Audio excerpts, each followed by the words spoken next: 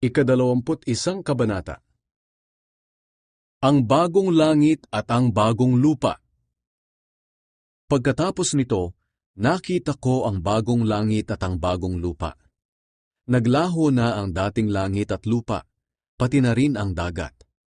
At nakita ko ang banal na lungsod, ang bagong Jerusalem na bumababa mula sa langit galing sa Diyos. Ang lungsod na iyon ay tulad ng isang babaeng ikakasal, handang-handa na, at gayak na gayak sa pagsalubong sa lalaking mapapangasawa niya. Narinig ko ang isang malakas na sigaw mula sa trono. Ngayon ang tahanan ng Diyos ay nasa piling na ng mga tao. Mananahan na siyang kasama nila.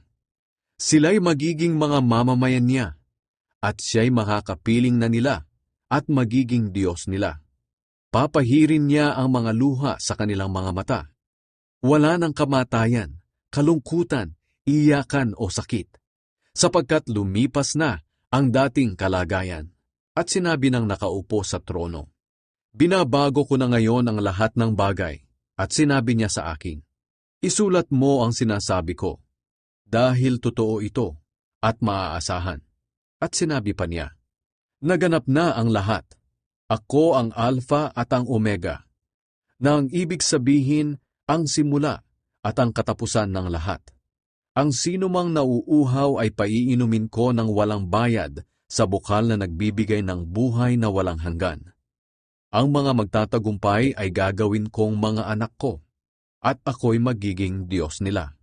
Pero nakakatakot ang sasapitin ng mga duwag, mga ayaw sumampalataya sa akin, marurumi ang gawain, mga mamamatay tao, mga immoral, mga mangkukulam, mga sumasamba sa mga Diyos-Diyosan, at lahat ng sinungaling. Itatapon sila sa nagliliyab na lawang apoy at asupre, na siyang ikalawang kamatayan. Ang bagong Jerusalem. Lumapit sa akin ang isa sa 7 anghel na nagbuhos ng laman ng kanilang mga sisidlan na siyang 7 panghuling salot. Sinabi niya, halika, ipapakita ko sa iyo ang babaeng ikakasal sa tupa. Napuspos agad ako ng banal na espiritu, at dinala ako ng anghel sa tuktok ng napakataas na bundok.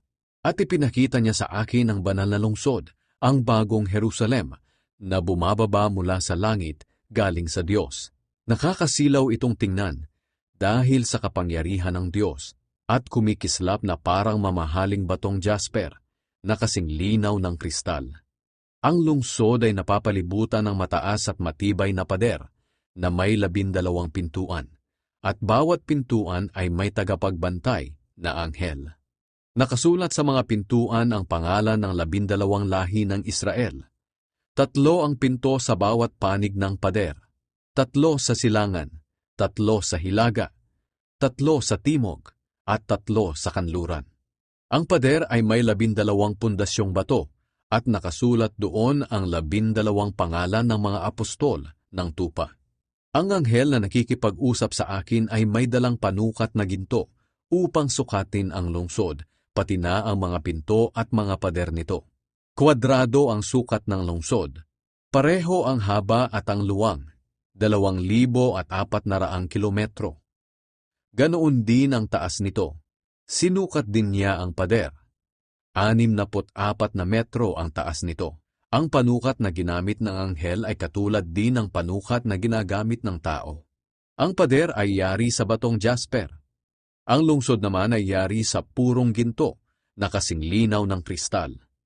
Ang pundasyon ng pader ay napapalamutian ng sari-saring mamahaling bato. Una, jasper. Ikalawa, safiro. Ikatlo, calcedonia. Ika-4, esmeralda. Ika-5, sardonyx. Ika-6, cornalina. Ika-7, krisolito. Ika-8, beryl. Ika-9, topaz. Ika-10, krisopraso. Ika-11, jacinto. At ika-12, ametista. Perlas ang 12 pinto, dahil ang bawat pinto ay yari sa isang malaking perlas. Ang mga pangunahing lansangan ay purong ginto, na kasing linaw ng kristal.